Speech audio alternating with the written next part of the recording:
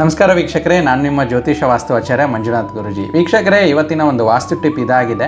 ಮನೆಯಲ್ಲಿ ಏನೋ ಒಂದು ಕಿರಿಕಿರಿಗಳು, ಅಶಾಂತಿ ಆಗುವಂಥದ್ದು, ಅಥವಾ ಮನೆಯಲ್ಲಿ ಯಾರಿಗಾದರೂ ಒಂದು ಆರೋಗ್ಯದ ಸಮಸ್ಯೆ ಇದ್ದರೆ ಮನೆಯೆಲ್ಲರಿಗೂ ಒಂದು ವಿಚಾರದಲ್ಲಿ ಭಯ ವಾತಾವರಣ ಬರುತ್ತೆ. ಮನೆಯಲ್ಲಿ ಯಾರಾದರೂ ಕೋರ್ಟ್ ಕೇಸ್ ಇದ್ದರೆ ಮನೆಯವರೇ ಆ ಕೋರ್ಟ್ ಕೇಸ್ ವಿಚಾರವಾಗಿ ಮನೆಯಲ್ಲಿ ಎಲ್ಲರಿಗೂ ಪ್ರಭಾವ ಬೀರುತ್ತೆ.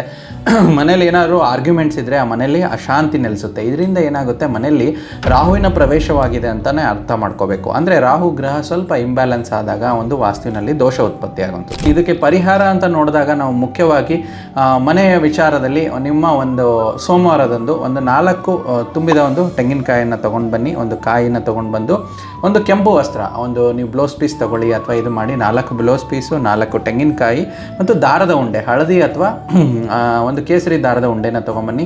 ತೆಂಗಿನಕಾಯಿ ವಿಚಾರವಾಗಿ ಕೆಂಪು ವಸ್ತ್ರದಲ್ಲಿ ಸುತ್ತಿ, ಆ ದಾರದಿಂದ ಸುತ್ತಿ ಮನೆಯ 4 ಭಾಗ, ಅಂದರೆ ನೀವು ಮನೆಯನ್ನು ಒಂದು ಆಗ್ನೇಯ ಕೋಣೆ ಆಗಿರ್ಬೋದು, ಮತ್ತು ನೈಋತ್ಯ ಕೋಣೆ ಆಗಿರ್ಬೋದು, ಮತ್ತು ಈಶಾನ್ಯ ಕೋಣೆ ಆಗಿರ್ಬೋದು, ಮತ್ತು ವಾಯುವ್ಯ ಕೋಣೆಯಲ್ಲಿ 4 ದಿಕ್ಕಿಗೆ ಆ ಒಂದು ತುಂಬಿದ ಒಂದು ತೆಂಗಿನಕಾಯಿಯನ್ನು ನಾವು ದಾರದಿಂದ ಮತ್ತು ಕೆಂಪು ವಸ್ತ್ರದಿಂದ ಸುತ್ತಿರ್ತೀವೋ 4 ಮೂಲೆಯಲ್ಲಿ ಇಡಿ. ಅಂದರೆ ಮೂಲೆ ಅಂತಂದರೆ ಕೆಳಗಡೆ ಇಡಬೇಡಿ, ಅದಕ್ಕೇನಾದರೂ ಸಪೋರ್ಟ್ ಕೊಟ್ಟು ಒಂದು ಇಟ್ಟಿಗೆ ಇಟ್ಟು ಅದ್ರ ಮೇಲೆ ಇಡಿ. ಇದು ಒಂದು ಸೋಮವಾರದಂದು ಒಂದು ತಂತ್ರವನ್ನು ಮಾಡಿ.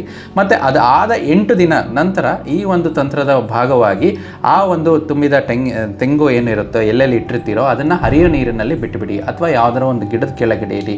ಇದರಿಂದ ನಿಮ್ಮ ಮನೆಯಲ್ಲಿ ರಾಹುವಿನ ಏನು ಎನರ್ಜಿ, ನೆಗೆಟಿವ್ ಎನರ್ಜಿ ಇರುತ್ತೋ ವಾಸ್ತುವಿನಲ್ಲಿ, ಅದು ದೂರವಾಗಿ ತುಂಬ ಎಕ್ಸಲೆಂಟಾಗಿ ಕೆಲಸ ಮಾಡುತ್ತೆ. ಆವಾಗ ಮನೆಯಲ್ಲಿ ಶಾಂತಿ ನೆಮ್ಮದಿ ನೆಲೆಸುವಂಥದ್ದು, ಕೋರ್ಟ್ ಕಚೇರಿ ಇತ್ಯಾದಿಗಳಿಂದ ಸಮಸ್ಯೆ ಸೊಲ್ಯೂಷನ್ ಸಿಗುವಂಥದ್ದು, ಮತ್ತು ಮನೆಯಲ್ಲಿ ಏನಾದರೂ ಆರೋಗ್ಯದ ಸಮಸ್ಯೆಗಳಿದ್ರೂ ಕೂಡ ದೂರ ಆಗುವಂಥದ್ದು. ಈ ಟಿಪ್ನ ಫಾಲೋ ಮಾಡಿ.